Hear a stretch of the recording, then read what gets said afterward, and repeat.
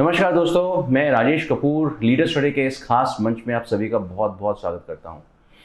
Leader study एक ऐसा मंच निकल के आया दोस्तों, जहां पर हम लोगों ने बहुत से बिजनेसमैन को इंटरव्यू किया, बहुत से मोटिवेशन ट्रेनर्स हमारे इस प्लेटफॉर्म पे आकर मोटिवेशन के बहुत से भंडार आपको दे के गए। लेकिन कुछ हस्तियां ऐसी होती हैं जिनसे हमारे को सिर्फ उनके करीब बैठने से ही मोटिवेशन मिल जाता है, क्योंकि उनके पास सिखाने के लिए इतना कुछ होता है कि जब हम उनके पास बैठते हैं तो ऐसा लगता है कि जैसे हमारे अंदर भी एक ऐसी नई ऊर्जा का संचार होने लगा है। दोस्तों, लीडर स्टडी के इस खास मंच के अंदर आज मैं स्वागत करना चाहता हूं श्री आर के आनंद का। लेकिन उनसे मिलाने से पहले मैं आपको ये बता दूं कि यूं तो अपॉर्चुनिटीज़ हमारे इर्द गिर्द बहुत सी घूमती रहती हैं, लेकिन वो व्यक्ति ही सही मायनों में लीडर है जो अपॉर्चुनिटी को सही समय पर पहचान ले और उसका सही आंकलन करे और उसको अपने जीवन के अंदर एक नई दिशा देने के लिए उतार ले। तो आज हम उनसे मिलेंगे, कुछ सीखेंगे और ये जानेंगे कि उनके ज़माने में उनके एज के अंदर ऐसी कौन सी अपॉर्चुनिटीज़ उन्होंने देखी और आज वो इतने बड़े बिजनेस एम्पायर के मालिक बने हैं। सर, आपका बहुत बहुत स्वागत है लीडर स्टडी के इस खास मंच में। आनंद साहब, आपसे जब मैं रूबरू हुआ और मैंने जाना आपसे आपके लाइफ जर्नी के बारे में, तो यकीन मानिए कि ऐसा लगा कि ये अपॉर्चुनिटीज़ तो मेरे सामने भी बहुत पहले आई थी, मैंने क्यों नहीं इनकैश करी, मैंने क्यों नहीं देखा। तो आपने अपना कैरियर शुरू किया एक नौकरी से, फिर उसके बाद आपने पहचाना कि ये शायद आपके लिए जगह नहीं है और आपने इमीडिएटली स्विच ओवर किया पहली अपॉर्चुनिटी मिलते ही। तो उस समय ऐसी क्या चीज़ देखी कि आपको लगा कि नहीं, मेरे लिए नौकरी नहीं, बिजनेस ही सही रहेगा? मेरे को ऐसा लगा कि ये जो बिज़नेस है ये एजुकेशन लाइन से रिलेटेड है। तो एजुकेशन लाइन के अंदर अगर स्कूलों में जाते हैं, कॉलेजों में आते हैं और प्रिंसिपल से मिलते हैं, एक अच्छी अपॉर्चुनिटी मिलती है और उनसे हम बात करते हैं बिज़नेस के लिए जी। तो मेरे माइंड में ये आया क्यों ना मैं भी इस बिज़नेस को स्टार्ट करूं। जी। फिर मैं अपने कज़न के पास गया, जालंधर में मैंने स्टार्ट किया, तो उन्हीं के साथ मैंने कुछ टाइम इस बिज़नेस को सीखा। उसके बजाय मैं दिल्ली आया। मैं आपसे 2 मिनट फिर से मुखातिब होऊंगा। मैं अपने दर्शकों को ये बता दूं, जिस बिजनेस की यहाँ आनंद साहब बात कर रहे हैं उसका नाम है बेंसन ट्रॉफीज एंड अवार्ड्स। और जब वो बात करते हैं स्कूलों में गए और उनसे वो प्रिंसिपल से मिले, तो दोस्तों आप जानते हैं वो किस सन की बात कर रहे हैं? शायद तब आप पैदा भी ना हुए हों, शायद उस समय हम लोग उस एज में हों जहाँ हम लोगों को इस सब चीज़ों के बारे में ज्ञान ही ना हो। तो सोचिए कि उस ज़माने से एक ऐसी पकड़ उन्होंने बना के रखी बिज़नेस के ऊपर कि प्रिंसिपल से मिलना है और उससे बिज़नेस निकलेगा, लोगों को पहचाना, अपॉर्चुनिटीज़ को पहचाना और अपने लिए नए आयाम खोले। आइए जर्नी शुरू करते हैं फिर से। तो आनंद साहब, आप कह रहे थे कि आपने अपने ब्रदर के साथ में, कज़न के साथ में मैंने बिज़नेस स्टार्ट किया 78 में। जी। तो 78 में मैं उनके पास रहा, 6 मंथ मैंने उनके साथ बिज़नेस किया और उसके बाद उसके जो भी सिस्टम थे मैंने सब देखे किस तरीके का है। तो फिर मैं दिल्ली में आया। दिल्ली में मेरे फादर रहते थे, मेरे ब्रदर जो है कानपुर ट्रांसफ़र हो गई थी, तो फिर एकदम स्विच ऑफ किया कि भैया फादर का कहना था कि आप यहीं पर काम कर लो तो बेटर रहेगा। तो मैंने फिर दिल्ली में आया, कुछ स्कूलों से मैंने विज़िट किया, मुझे बहुत अच्छे स्कूल मिले, Salman public school, Delhi public school, Springdale, ऐसे नामी ग्रामी स्कूल थे जहाँ से मेरा कॉन्टेक्ट शुरू हुआ और बिज़नेस का मुझे बहुत ही अच्छा रिस्पॉन्स मिला और मैं भी हैरान हुआ भाई इतने अच्छे स्कूल से इतने मुझे ऑर्डर्स मिल गए। तो मेरा माइंड एकदम चेंज हो गया कि मैं बिज़नेस स्टार्ट करूं। फिर मैंने 79 में मैंने अपना बिज़नेस स्टार्ट कर दिया और बिज़नेस स्टार्ट करने के बाद मैंने काफ़ी पार्टियों से डीलिंग करी, स्कूल्स में, कॉलेजों में। मैं जो है स्कूल कॉलेजों में ज़्यादातर डील करता था। फिर 2004 में मैंने अपना शोरूम खोला अपने PVR पे। वहाँ से मेरा ग्रो अप काफ़ी ज़्यादा अच्छा रहा क्योंकि इम्पोर्टेंट डेस्टिनेशन था और वहाँ पर करने के पश्चात तो मैंने बिज़नेस को ग्रो हो गया, इतना काफ़ी काम चल गया। तो फिर मेरा बेटा है, 2011 में मेरे बेटे ने ज्वाइन किया बिज़नेस को जी। वो जबकि बिमटेक से अपनी करके आया था और उसे जॉब करी, 7 ईयर जॉब करने के बाद उसने उसको ज्वाइन किया। ज्वाइन करने के बाद बिज़नेस को काफ़ी आगे ले गया। पर रविंदर जी, बिज़नेस को तो आपने पहचान लिया कि यही आपका एक होने वाला है आगे का जर्नी, लेकिन बिज़नेस को करने के लिए पूंजी की बहुत ज़रूरत होती है। ठीक है, आपने बातें कर ली, क्लाइंट्स आप बनाना सीख गए, और लेकिन पूंजी की आपकी जो ज़रूरत थी वो कैसे पूरी हुई?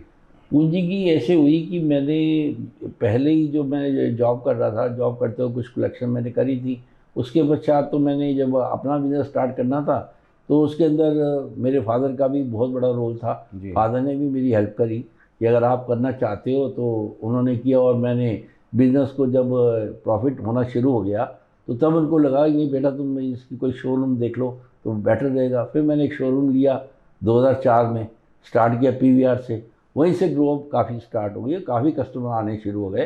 तो उस वक्त मुझे ऐसे लगता कहाँ तो हम डील करने के लिए स्कूलों में कॉलेजों में जाते थे, कहाँ कस्टमर हमारे पास चल के आ कस्टमर चल के आ रहे हैं, चीज़ ही दौर ही बदल गया बिल्कुल ही। मतलब तो एकदम चेंज हो गया बिल्कुल। जब जानने की बहुत इच्छा यहाँ पर ये हो रही है कि जैसे आपके फादर ने पहचाना कि आप क्या करना चाहते हो और आपके साथ खड़े रहे, तो जब आपने अपने बेटे को इस लाइन में लेके आना था या फिर आप ये कहें कि इनकरेज करना था, तो ऐसी क्या चीज़ महसूस हुई कि आपको भी उनको इस तरह से इनकरेज करना चाहिए बिजनेस के लिए? इनकरेज क्या ऐसे था कि वो 7 साल तो उन्होंने जॉब करी, जॉब करने वो जिस लेवल पे पहुंच गए थे उसके बाद उन्होंने कहा पॉलिटिक्स बहुत होती है उसमें, मैं जहाँ जॉब कर रहा हूँ और मैं अपने लिए कुछ करना चाहता हूँ। अच्छा। और मेरी इच्छा है कि मैं इस बिज़नेस को ग्रो अप करना चाहता हूँ। तो इसी कारण फिर उन्होंने बिज़नेस ज्वाइन किया। मैं चाह रहा था कि बिमटेक से वो पढ़ के आए हैं, बीए की हुई है, तो आगे जॉब करें, जॉब में बहुत अच्छी अपॉर्चुनिटी है, पर उन्होंने कहा नहीं पापा मैं करना चाहता हूँ। पर आप तो खुद इतना अच्छा एस्टैब्लिश कर चुके थे, तो फिर आप ऐसा क्यों चाहा अपने बेटे के लिए? नहीं मतलब हमारे मन में थोड़ा सा ये होता है कि जैसे एक शॉप चला रहे हैं, शोरूम चला रहे हैं कि भाई इसमें ज़्यादा ग्रो अप करने के लिए हमारे मन में ये था कि इतनी अच्छी जॉब है, जहाँ जॉब कर रहे थे मैक्स भूपा, लास्ट इनकी जॉब थी बेटे की, वो बड़ा अच्छा पैकेज था। तो मन में था कि इतनी अच्छी जॉब कर रहे हैं, क्यों छोड़ के आ रहे हैं उसको। अच्छा। परंतु इनके मन में था नहीं कि मुझे आगे कुछ बढ़ना है, आगे कुछ करना चाहता हूँ। तो मेरे मन में था कि यार ट्रॉफी की लाइन है, मैं कर ही रहा हूँ, कोई वो नहीं है। परंतु जब इनके आइडियाज़ मैंने देखे और सोच देखी कि बहुत आगे सोच लेके चल रहे थे कि मैं इसको कस्टमाइज ट्रॉफी बनाना चाहता हूँ इस तरह का, तो आप सेटिस्फाई हो गए कि नहीं मैं satisfy ये हो गया, उनको ठीक है, बिजनेस कर लेना चाहिए? बिजनेस कर लेना ठीक। चलिए, बहुत खूब। इसी पड़ाव के ऊपर इंटरव्यू के हम लोग आमंत्रित करने जा रहे हैं पराग आनंद जी को। पराग आनंद अपने आप में एक हस्ती हैं दोस्तों, क्योंकि ना सिर्फ ये उस बिज़नेस को एक नई ऊंचाई तक ही लेके गए, बल्कि उन्होंने ऐसे ऐसे आयाम इसके अंदर खोल दिए कि आज के ज़माने में अगर वो ना होते तो शायद इतनी ऊंचाइयां छूनी भी मुश्किल थी। तो आइए मिलते हैं पराग आनंद जी से। पराग, आपका बहुत बहुत स्वागत है इस शो के ऊपर। और मैं बहुत अच्छा फील कर रहा हूँ कि आपने समय निकाला, बिकॉज ना सिर्फ आप इस शो के स्पॉन्सर हैं, बेंसन ट्रॉफीज़ दोस्तों इस शो का एक स्पॉन्सर है, और वी फील वेरी प्राउड के we are associated with them. तो बल्कि आपने इस बेंसन ट्रॉफीज़ के नाम को इतनी ऊंचाइयों तक छुआ है कि आज सभी लोग उस मुकाम को छूना चाहते हैं, सभी लोग बेंसन ट्रॉफीज़ जैसा कुछ बनना चाहते हैं। आपके फादर की सोच कहाँ तक थी और उसको आप कहाँ पर लेकर गए? देखिए, सिंपल सी चीज़ है कि इट वाज जस्ट कि ऑलरेडी स्कूल कॉलेजेस हम लोग कर ही रहे थे और बेस तो हमारा बना ही हुआ था। तो मेरे लिए इजी ये रहा था, बिकॉज मैं कॉर्पोरेट में रहा कई साल, तो मुझे वहाँ पे बहुत गैप एरियाज दिखे। तो होता क्या था, ट्रॉफी इंडस्ट्री सब लोग स्कूल कॉलेजेस में ही लगे रहते थे, तो इवन में प्रोडक्ट्स तक नहीं थे टू बी ऑनेस्ट। तो मैंने ज्वाइन किया तो मुझे लगा मैं बेचूँ क्या, प्रोडक्ट ही नहीं है। वही एक स्टेज था जब हम बिल्कुल हार्डकोर मैन्युफैक्चरिंग में ट्रॉफीज़ पे पहुँच गए, और फिर हमने मशीनें अपनी खुद खरीदी, उससे हमने चाइना गया, शेंजन में कई दिन बिताए, टेक्नोलॉजी समझी, फिर हमने उन चीज़ों को इंडिया में इम्प्लीमेंट किया। आपने अभी बोला कि गैप्स हमने देखे, तो गैप्स क्या थे वो?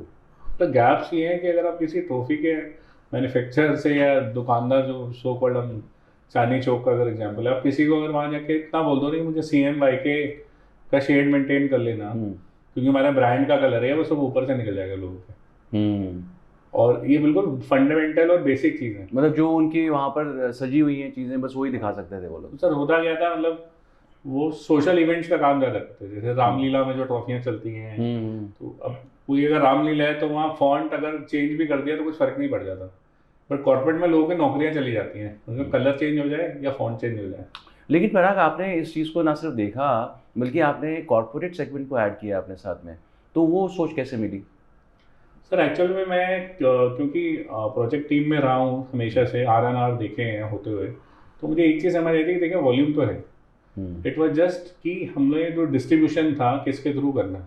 तो सबसे इजी वे आउट था कि हम कॉर्पोरेट गिफ्टिंग के जो वेंडर्स हैं उनको रीच आउट करें।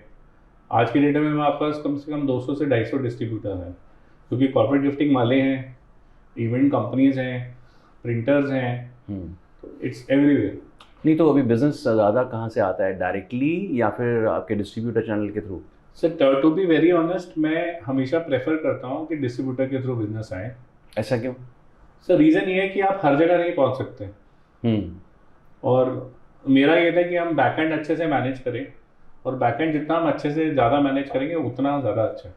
पर कहीं ना कहीं आपको ये नहीं लगता है कि डिस्ट्रीब्यूटर जो है कहीं आपके एक नाम का इस्तेमाल कर रहा है और खुद अपना नाम बना रहा है, और कहीं ना कहीं एक कंपटीशन अपने लिए आप क्रिएट कर रहे हैं कहीं?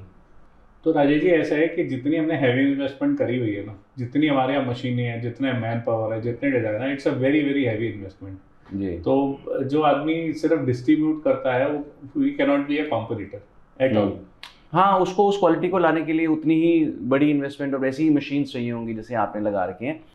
तो जैसे कि मैं आप विजुअल्स में देख पा रहे हैं कि ये सेटअप जो है, तो सामने से ज़रूर दिखता है एक सुंदर सी ट्रॉफी, छोटी सी ट्रॉफी, लेकिन उसके पीछे कितना बड़ा सेटअप काम करता है विजुअल्स में आप समझ पा रहे होंगे। पराग, ये एक्सपेंशन जो है वो अब आप हमारी इंडिया के बॉर्डर्स के बाहर भी ले गए, वो सोच बिल्कुल। कहाँ से मैं आया? मतलब आपको जेन्युइनली बोलूँ, मैं कभी कभी ना ये बात मजाक में बोलता था कि पापा एक दिन ना हमारा ऑफिस लंदन होगा, यूएस होगा, कनाडा होगा। क्या पता था मेरा रियल भाई कहेगा कि नहीं, मैंने भी ट्रॉफीज पे ही करना है। So our family has a history of working in job and then moving on to business, which is I think That I can notice because even Akyanand Ji was in a job and then he switched over to a business. so you'll be very surprised to hear I'm an MBA in insurance. Wow. So when insurance companies were privatized, that was the time I entered insurance industry and moved from sales and then into project team.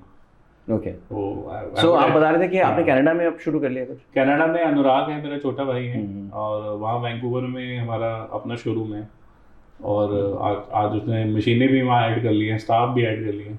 Canada ऐसा देश में staff रखना भी अपने आप में एक achievement होता है। अच्छा, तो ये चैलेंजेस और अचीवमेंट्स जो हैं हम लोग क्यों ना उन्हीं से समझें जानें जो कनाडा शिफ्ट हो गए और बेंसन ट्रॉफीज़ का परचम वहाँ पर बहुत ऊंचाई पे लहरा रखा है। तो आइए स्वागत कर लेते हैं अनुराग जी का।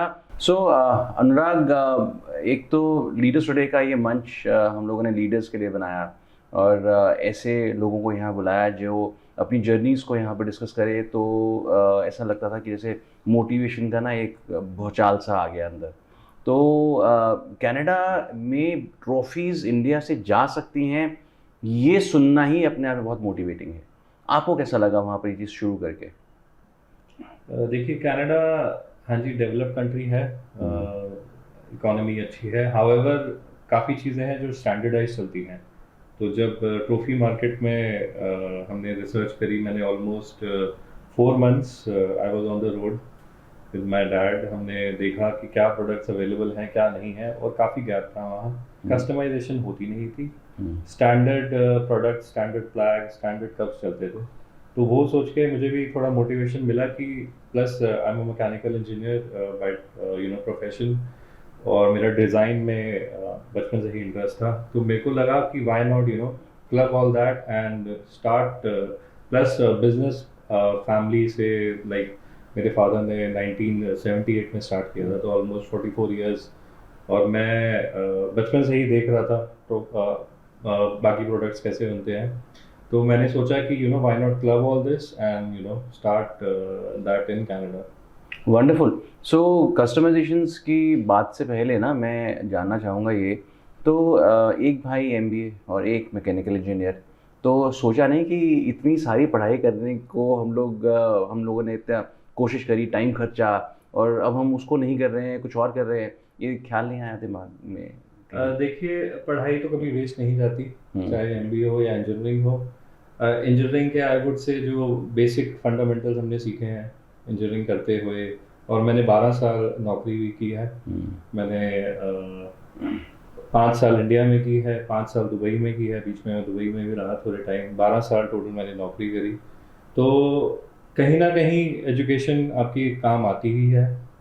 MBA specially how you should be managing your business, आप बेसिक उसी से ही सीखते हैं। तो और अगर हमने जॉब भी करी है, हमने मार्केट समझी है, लोगों से डील करना हमने सीखा है जॉब के टाइम, जो बहुत जरूरी है। मैनेजमेंट बहुत हमें आनी चाहिए। बिल्कुल। I would just like to add, जैसे I am an MBA, ji. so I've been into sales. That is my strong area always. And he is so good at machines because he is a mechanical engineer. So in fact, sometime what happens कि मुझे पूछना होता है, मैं इनसे पूछता हूँ wonderful. कि यार ये मशीन है, इसको देख क्या हो सकता है। Then he tells me, अरे नहीं नहीं भैया, ये यहाँ आपको स्टोरी सुना रहे हैं, एक्चुअल में ऐसा होता है। Because he has a mechanical engineer background. Correct. So he can understand So machines machine better. is his forte. Correct. So Anurag, when you talk about customizations, what exactly do you mean by that? So with customization, I mean it's not just the engraving or printing. Like it is 100% customization. If a customer has the company logo, we can carve that logo in any material from metal, brass, acrylic to resin, and it can add a lot of brand value than just आप company का नाम नीचे add कर दो. So how did Canada react to this customization concept? People were amazed that with the same amount, maybe slightly 10% more of the standard product, the price they are paying for that, they were amazed to see that we can make we are able to customize even one trophy. So to better understand the customization concept, you mean to say that you could you had this capability in Benson to design a trophy as per the logo of a company or the concept of the company or the profile. Exactly. Okay. Like for an example, a few months back we made a Saskatchewan Hockey League Cup. Saskatchewan is a place in Canada, and they had their annual League Cup. और हमने एक cup बनाया है जो almost 30 inch बड़ा है. Okay. Which weighs around 7 kgs. So इतनी level of customization Canada में अभी नहीं हो सकती जो हमने. नहीं, good you brought this up, this league thing. मैं जानना चाह रहा था आपसे आनंद साहब के बेंसन का इजाद, नाम का इजाद कैसे हुआ? बेंसन ये जो हैजिस कप है, तो आपने देखा हो वर्ल्ड के अंदर ये ट्रॉफी चली थी बेंसन हैजिस कप के, तो वहीं से मैंने इसका बेंसन नाम मुझे अच्छा लगा, तो बेंसन के नाम पे ही मैंने इसको आगे. तो आपने ये नहीं सोचा कि उस समय इंडिया के अंदर एक्सेप्टेबिलिटी एक अंग्रेजी नाम की ऐसे इतनी जल्दी हो जाएगी? वो इसका रीज़न था कि हमारा जो प्रोडक्ट है ना, जो लिंक किया जाता है क्रिश्चियन स्कूलों से है, तो क्रिश्चियन स्कूलों के अंदर अगर हम प्रोडक्ट को जाते हैं तो जितने भी अच्छे स्कूल्स हैं पूरे ऑल ओवर इंडिया में, तो आपको अच्छा परफॉर्मेंस होता है. You will always find convent schools very quality courses. So that was the reason.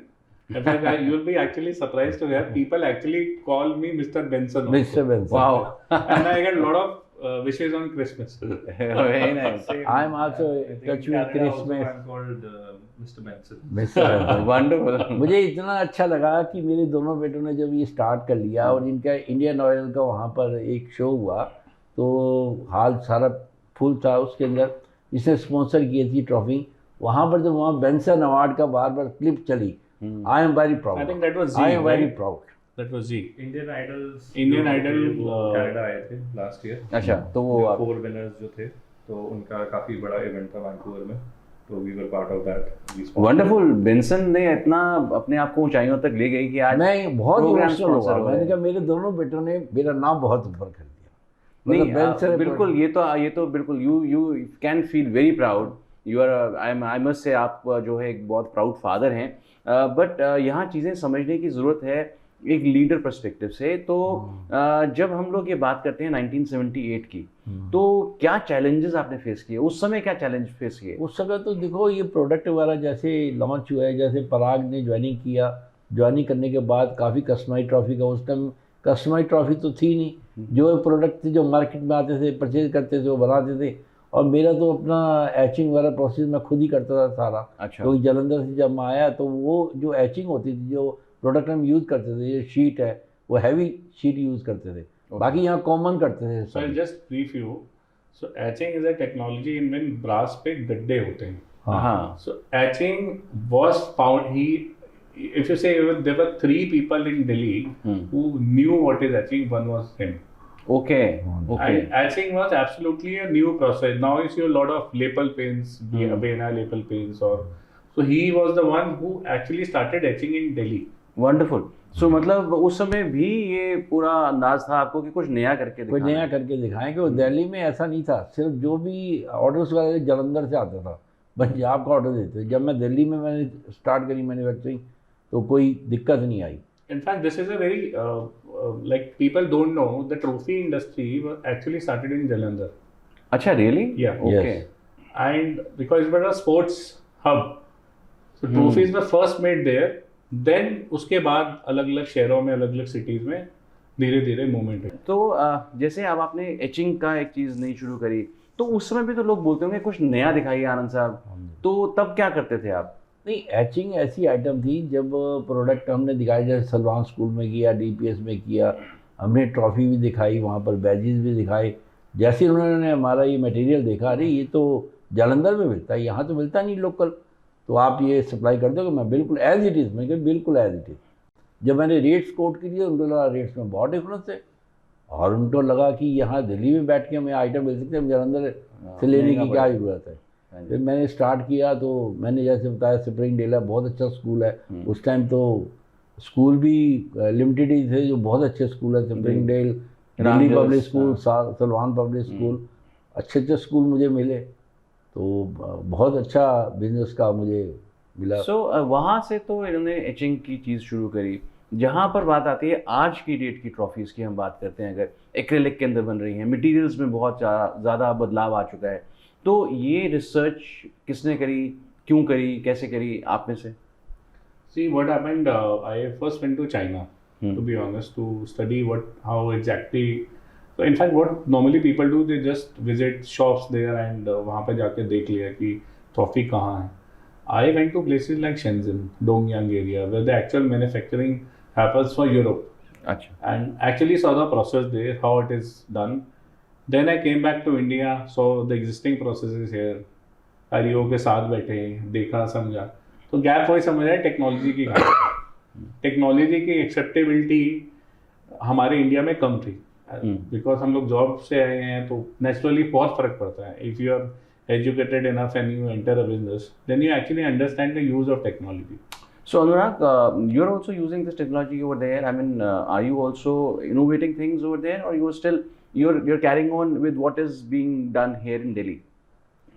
नहीं, वहाँ पे अभी now I have own laser engraving machines, metal marker. So we actually Canada India के रिक्वायरमेंट काफ़ी डिफरेंट है, like लोग अलग हैं, और उनकी फॉर एग्जांपल इंडिया में people focus more on brass and wood, वहाँ पे इतना फोकस नहीं है ब्रास पे, people prefer crystal, acrylic, glass. यहाँ पर लोग ज़्यादा शाइनी चीज़ों के ऊपर जाते हैं ना, बिल्कुल। चमक धमक ज़्यादा चाहिए यहाँ पर इंडिया के अंदर, तो वहाँ पर लोग ज़्यादा सटल हैं, ज़्यादा ठहरे हुए हैं, ज़्यादा सटल हैं, लाइक दे वहाँ जैसे वॉल्यूम का बहुत डिफरेंस है। अभी जैसे इंडिया में अगर 500 ट्रॉफीज बनती हैं, तो वहाँ 50 या 100 ट्रॉफीज ही बनती हैं, तो they are very quality conscious.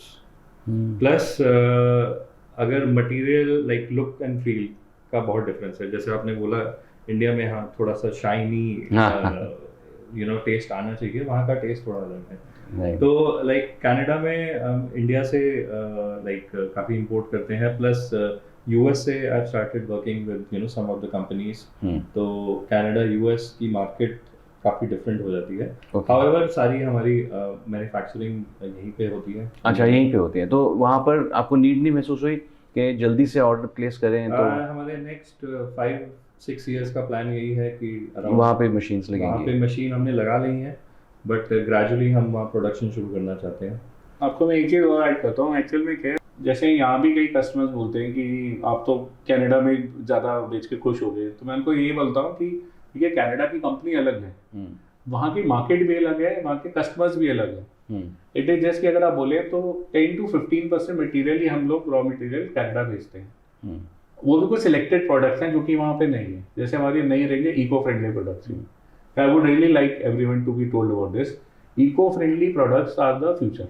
So sir, eco-friendly products are the future because everybody wants the products to be sustainable, and keeping environment in mind, every country is now pushing for eco-friendly products.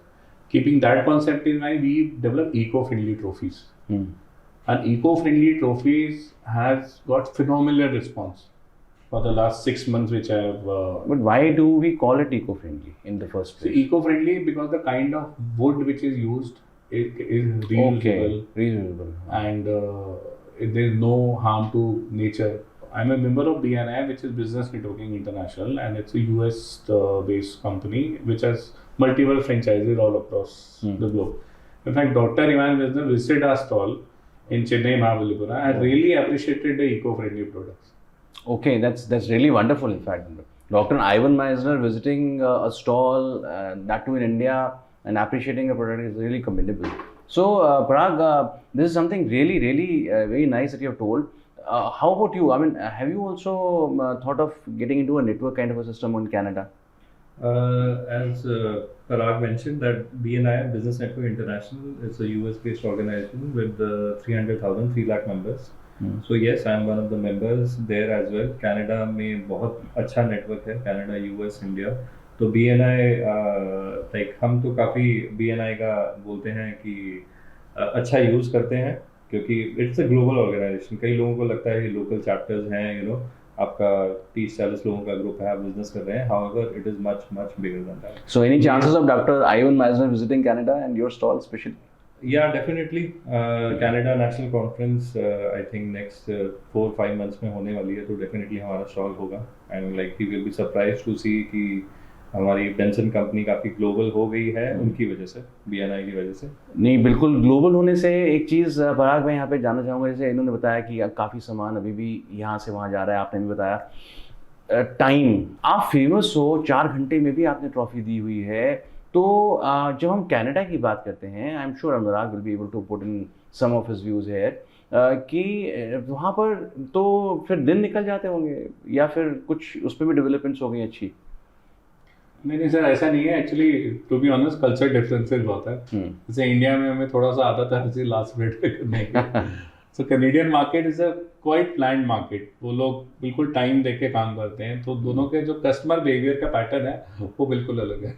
अगर मैं इसमें add करना चाहता हूँ, वहाँ भी Canada में भी हमारे इंडियन क्लाइंट्स हैं, इंडियन डायस्पोरा काफ़ी है, और हाँ 4 घंटे नहीं होते वहाँ, 4 दिन दे देते हैं, कई बार 2 दिन दे देते हैं. तो वही बहुत बड़ी बात हो जाती है अगर आपने वहाँ 2 दिन में ट्रॉफी. पर 2 दिन के अंदर इंडिया से ट्रॉफी मंगाना, वहाँ देना, ये चैलेंज कैसे आप ले लेते हो? हमारा जैसे कनाडा में हम 2-3 हमारे काफ़ी प्रोडक्ट्स हैं जिनका स्टॉक मेंटेन करते हैं, और बाकी इन हाउस मशीनरी है हमारी, तो उसमें एंग्रेविंग हम 1 दिन में 2 दिन में. He carries a very good inventory in Canada.